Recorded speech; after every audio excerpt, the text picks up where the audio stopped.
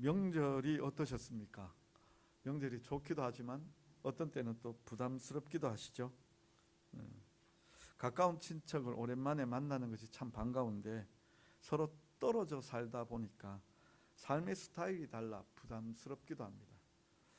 가까운 친척 어른들 중에는 명절 음식을 반드시 해야 하고 풍성히 해야 하는 그 습관을 가지신 어른들이 있습니다. 조금만 하자, 서로 먹을 만큼만 하고 없애버리자라고 그렇게 이야기해도 그 말을 듣지 않으십니다. 남아있는 음식 잘 처리하셨습니까? 참 줄여도 안 되는 게 그런 모습인 것 같습니다. 또 우리 자녀들 참 바쁘죠. 저희 집도 이제 아이들이 참 바빠지는 것 같은데 명절에 꼭 우리가 모여 있어야 되느냐 이 질문을 던지더라고요. 아버지, 꼭 명절에 우리가 모여야 됩니까? 딱히 할 말은 없더라고요. 그래도 모여야 안 되겠나 라고 그렇게 이야기했는데요. 문득 이런 생각이 들었습니다. 우리가 이 말을 계속 하다가 그래도라고 라는 단어가 나오면 이거 고집 아닐까요? 거기다가 어쨌든 이렇게 이야기하면 이건 불통으로 가고 있는, 오늘 제목이 고집불통이잖아요. 이 고집불통이라는 말은 뭐냐 하면요, 자기가 한번 한 말이나 태도가 바르거나 말거나 그것을 바꾸기를 싫어하고 계속 내세우는 일이나 또는 그런 일을 하는 사람을 우리가 고집불통이다라고 그렇게 이야기합니다. 오늘 말씀을 보면은요, 아직은 아니지만 하나님 앞에 고집불통이 될 사람이 있습니다. 고집불통이 될 사람이요. 오늘 그 사람에 대해서 한번 생각해 보면서 우리가 교훈을 얻었으면 좋겠습니다. 자, 먼저 내용 관찰입니다. 여호와께서 애굽 땅에서 모세에게 말씀하셨을 때에 여호와께서 나는 여호와라, 내가 너에게 말하는 모든 것을 너는 애굽 왕 바로에게 말하여라 라고 말씀하셨습니다. 여호와께서 모세가 여호와께 나는 입이 둔한 자이오니 바로가 나의 말을 듣겠습니까? 라고 대답했습니다. 여호와께서 모세에게 볼지어다 내가 너를 바로에게는 하나님과 같이 되게 하였고 너의 형 아론은 너의 대언자가 될 것이다. 내가 너에게 명령한 모든 것을 너는 너의 형 아론에게 말하고 아론은 바로에게 이스라엘 자손을 그 땅에서 내보내라고 말하게 하라. 내가 바로의 마음을 완악하게 할 것이다. 내가 표징과 이적을 많이 보여줄 것이지만 바로가 너의 말을 들어주지 않을 것이다. 내가 내 손을 애굽에 뻗쳐서 여러 심판을 내리고 내 군대 내 백성 이스라엘 자손을 내 땅에서 인도하여 낼 것이다. 내가 내 손을 애굽 위에 펴서 이스라엘 자손을 그 땅에서 인도하여 낼 때에 비로소 애굽 사람들이 나를 여호와인 줄 알리라 라고 하셨습니다.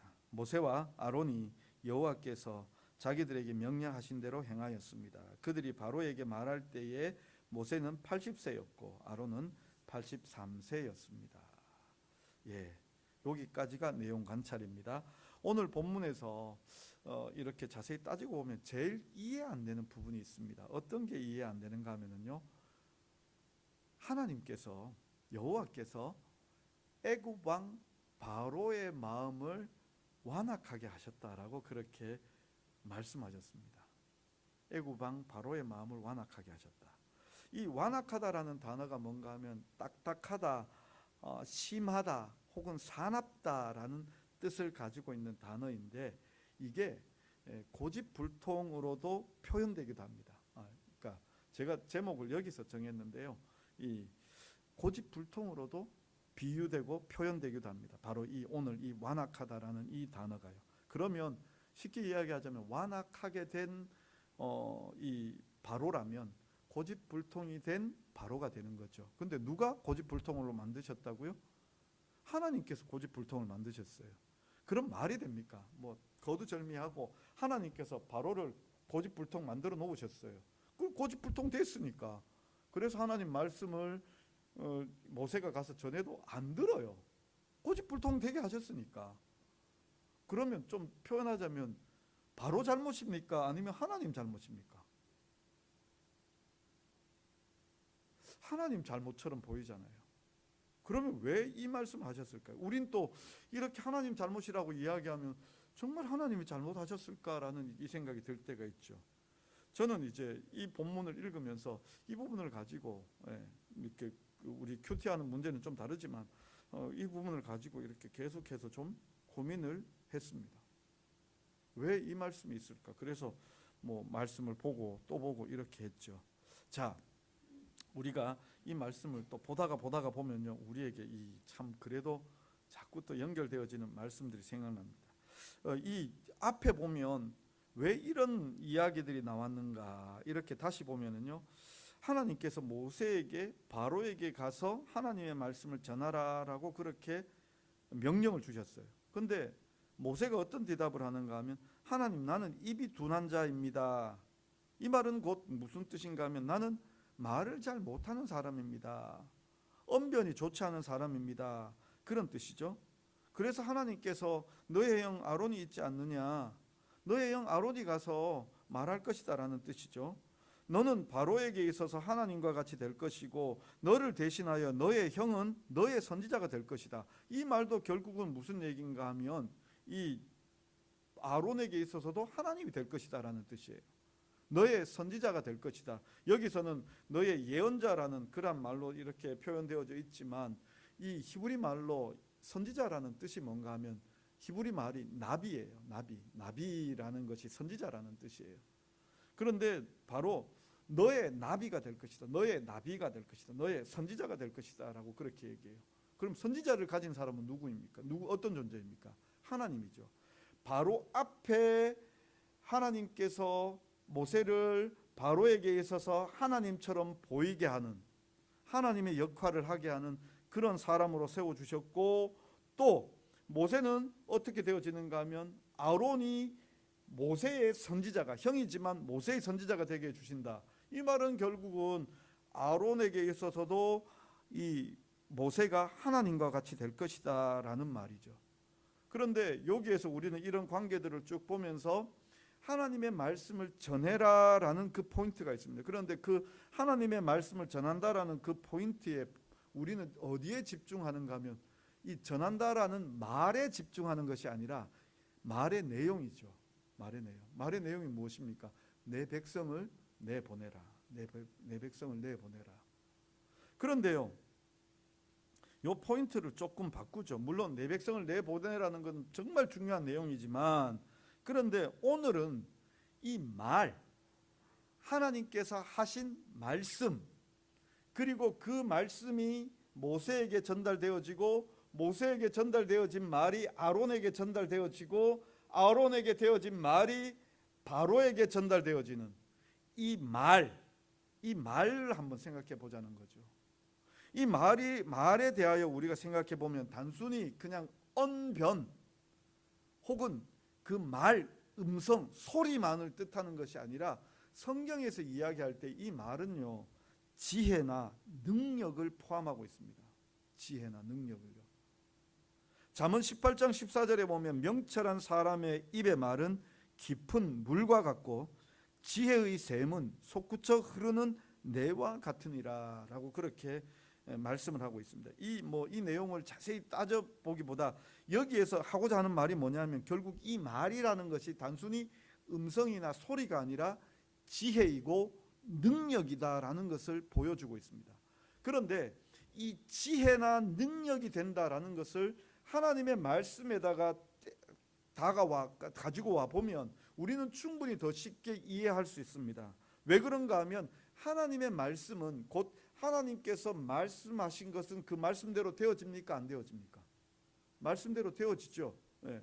천지 만물을 창조하실 때에도 하나님께서는 말씀으로 창조하셨습니다. 빛이 있으라 하시니 빛이 있었습니다. 네.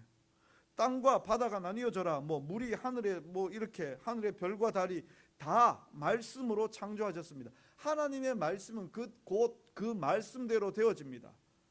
물론 시차를 두고 약속으로 주시는 말씀들이 있습니다. 약속이라는 것은 곧 지금 현재는 아직 이루어지지 않은 것이지만 그러나 장차 그 시간이 도래하게 되어지면 이루어질 것입니다. 하나님께서 약속으로 말씀하셨습니다. 하나님께서 약속으로 그렇게 말씀하셨으면 그 말씀은 이루어지는 것일까요? 이루어지지 않는 것일까요? 반드시 이루어지는 겁니다. 그래서 하나님의 말씀은 능력입니다.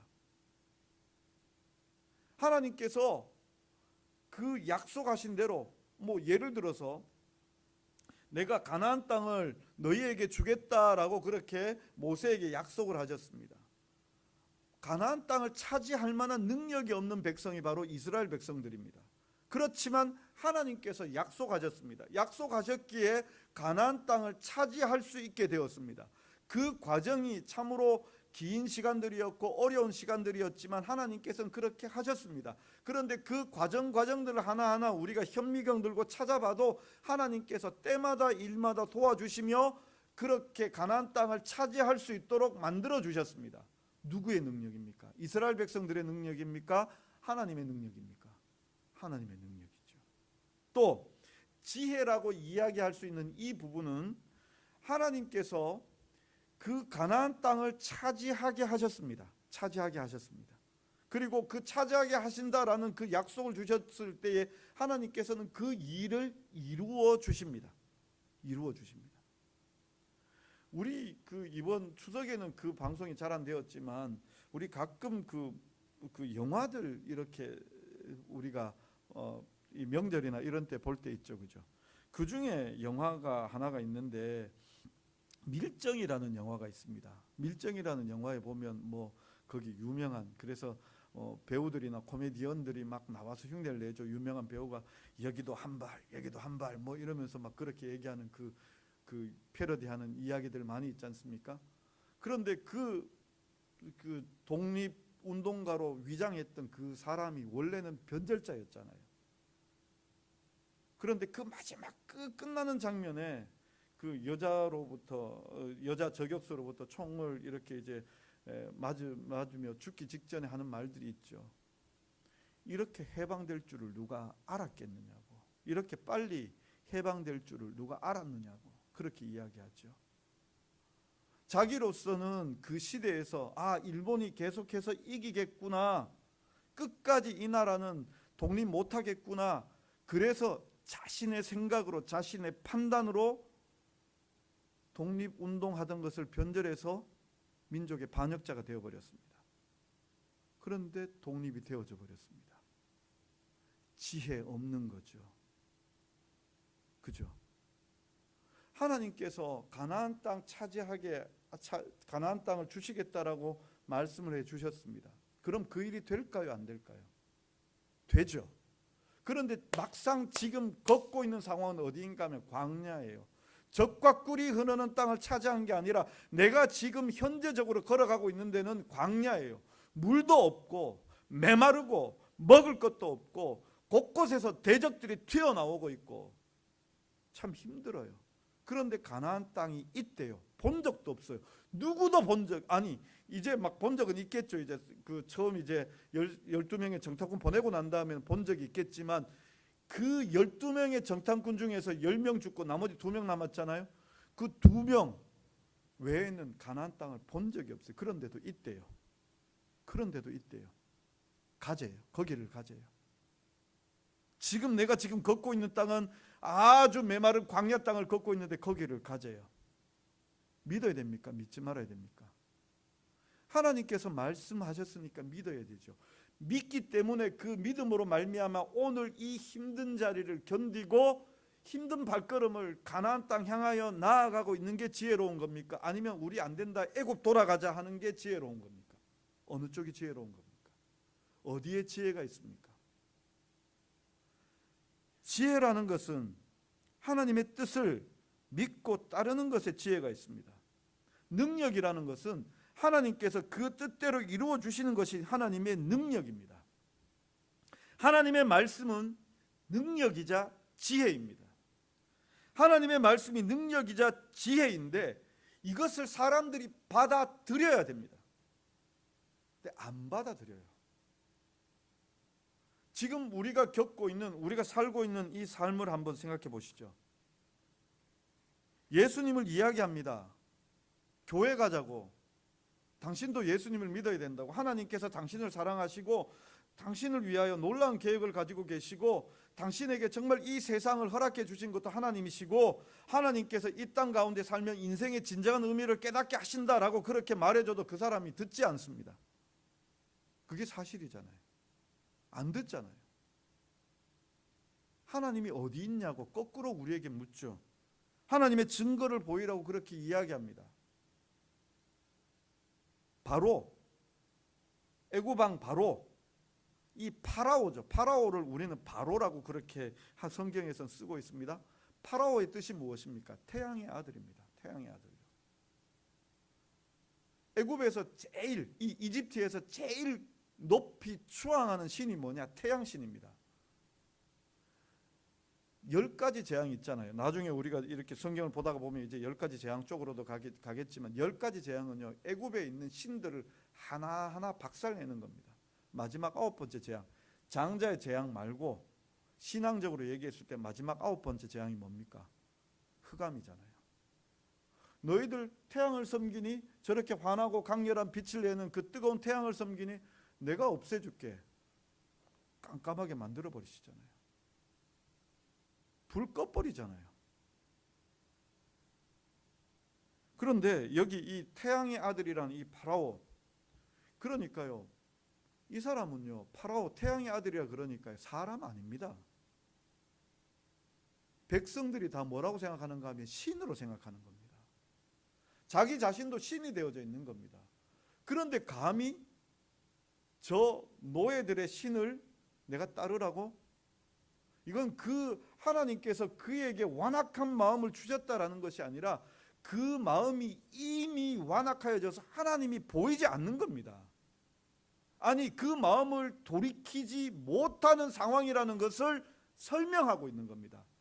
그런 돌이키지 못하는, 끝까지 하나님을 외면하는 그 고집불통을 하나님께서 손못 대는 불가능한 영역이 아니라, 하나님께서 그 불가능의 영역이 아니라 그 바로의 마음을 그냥 내버려 두신 거예요. 완악하도록 내버려 두신 거예요. 하나님을 인정하지 않는, 하나님을 받아들이려고 하지 않는 그 마음 그대로 내버려 둬버린 겁니다. 이게 완악하게 되어진, 고집불통이 되어진 바로의 마음이에요. 그러니까 이게 하나님께서 여기 지금 우리가 있는 요 말씀대로라면 이렇게 읽으면 하나님께서 바로의 마음을 완악하게 하셨네, 고집불통 되게 하셨네. 그러면 바로의 죄가 아니라 하나님께서 원인을 제공하셨네가 아니라 바로가 끝까지 안 돌이키는 영역입니다. 하나님께서 모든 것을 다 하셨음에도 불구하고 바로가 안 돌이키는 영역입니다. 내버려 두신 겁니다. 우리는요, 하나님께서 우리에게 믿음을 나타내시며 우리가 그 믿음을 깨닫고 받아들이는 겁니다. 이걸 신학적 용어로 수납이라고 그렇게 이야기합니다. 내가 받아들였다. 수동적으로 그 하나님께서 베풀어 주신 은혜를 내가 알고 라고 그렇게 믿게 되어지고 하나님께서 그 은혜로 되어졌다라는 것을 인정하고 선물을 받아들이는 것이 바로 믿음이고, 그로 말미암아 내가 구원받았다, 수납되어졌다라고 그렇게 표현을 하는 거죠. 하나님께서 우리에게 해주신 겁니다. 그런데요, 믿지 않은 자들은요, 끝까지 내버려 두는 겁니다. 그 마음을 어떻게 두드러 패지 못해서, 내버려 두지 못해서 그런 것이 아니라 하나님께서 우리를 하나님의 타자로 세워주셨기 때문입니다. 하나님의 타자로요. 우리로 하나님과 인격적인 관계로 깨닫게 하도록 하기 위해서요. 사람으로 얘기하자면 하나님께서 우리를 로봇으로 만드신 게 아니라, 그래서 여기 지금 이 컵을 이 컵 손잡이가 여기 나를 보고 있는, 이렇게 돌려놓는 하나님 뜻대로만 그렇게 하는 것이 아니라, 바로의 마음이 너 나 안 보고 있네?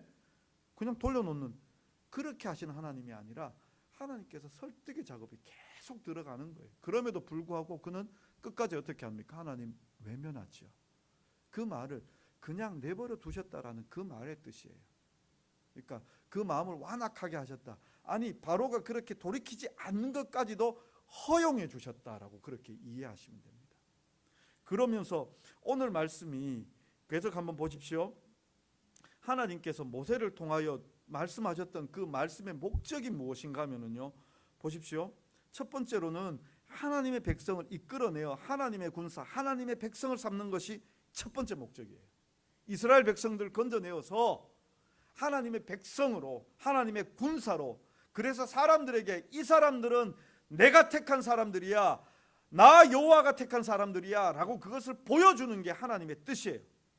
그러면서 더 나아가서 이 사람들이 하나님의 그 택함을 받고 광야길 걸어서 이 바로를 이기며 광야길 걸어서 마침내 가나안 땅 들어가게 되어질 때 하나님의 살아계심을 사람들로 알게 하는 거예요. 그래서 여기 보면은요, 이스라엘의 구원을 통하여 애굽 사람들이 이 하나님을 알게 하는 거예요.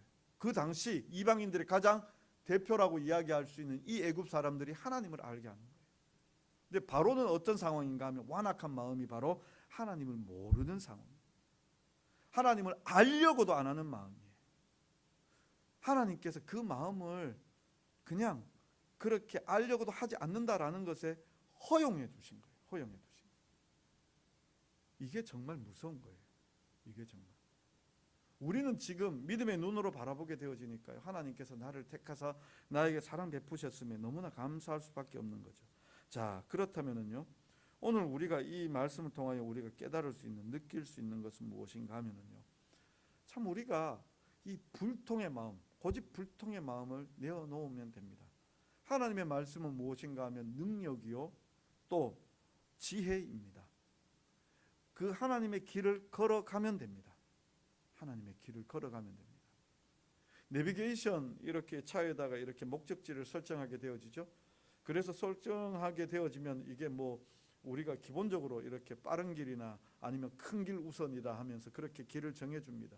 그런데 때로는 우리가 고속도로 말고 국도로 가려고 돈 안 드는 길로 선택해줘, 아니면 길이 가장 짧은 곳으로 선택해줘, 이러면서 선택할 수 있겠죠.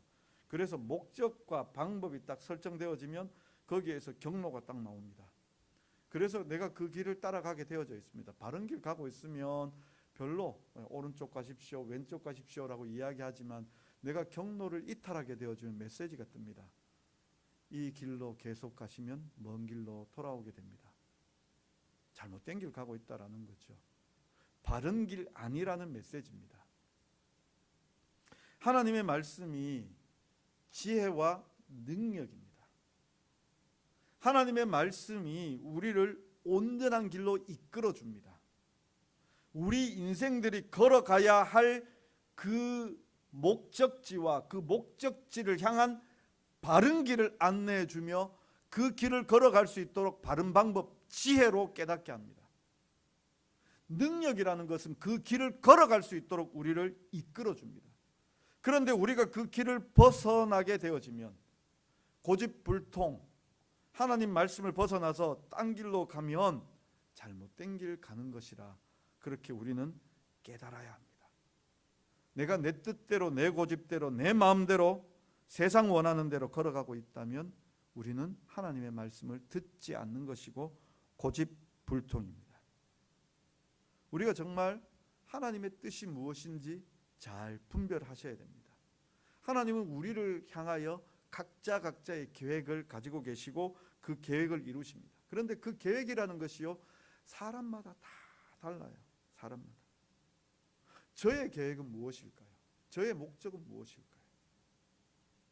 저의 목적은 우리 성도님들 섬기는 겁니다. 우리 성도님들이 살아계신 하나님을 경험하고 그 하나님을 기뻐하고 하나님을 찬양하고 어디서든지 하나님의 증인으로 살 수 있도록 그렇게 제가 먼저 우리 성도님들 앞에서 하나님의 증인으로 살고 하나님을 기뻐하며 살고 하나님을 예배하며 사는 것입니다. 그래서 제가 할 수 있는 한 살아계신 하나님을 보여드리는 겁니다. 보여드리는 거예요. 그래서 우리 성도님들이 모였을 때마다, 우리가 예배 드릴 때마다 하나님 살아계심을 경험하고 그 기쁨으로 세상 나가서 살 수 있도록 하는 것이 저의 사명입니다.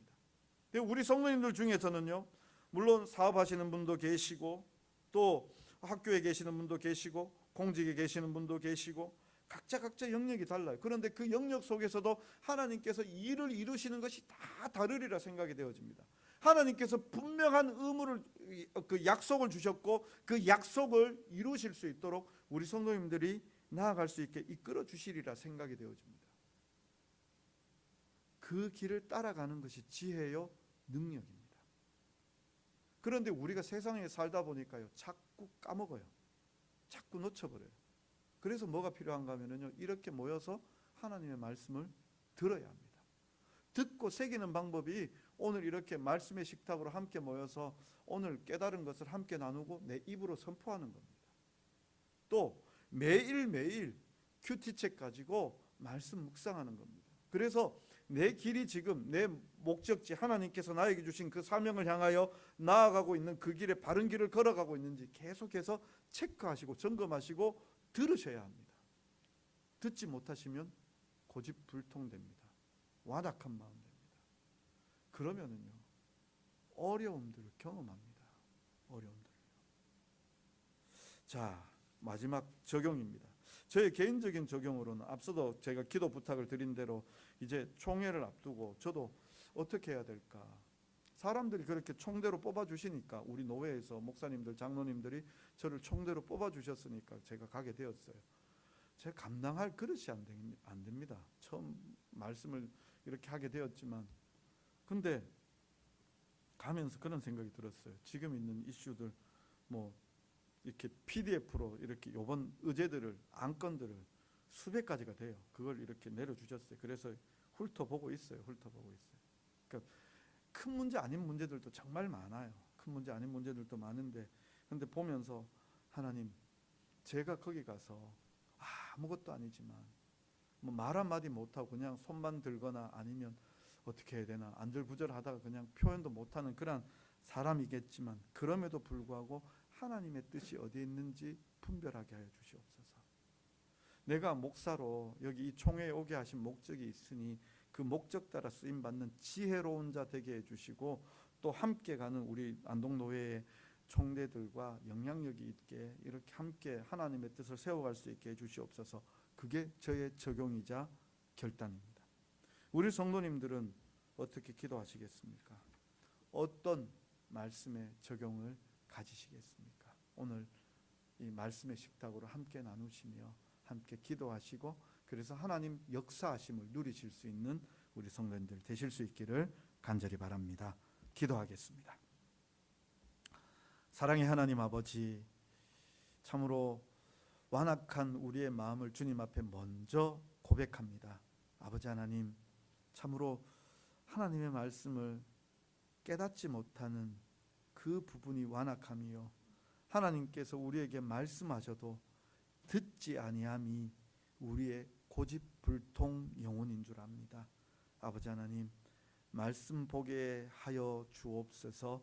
말씀 깨닫게 하여 주옵소서. 그래서 식었던 우리의 인생 사명이 다시금 뜨거워지게 하여 주시고, 그 인생 사명 향하여 오늘도 그 믿음의 길을 걸어가며 어긋나지 아니하며 지혜와 능력으로 살아갈 수 있게 은혜 베풀어 주옵소서. 예수님의 이름으로 기도드리옵나이다. 아멘.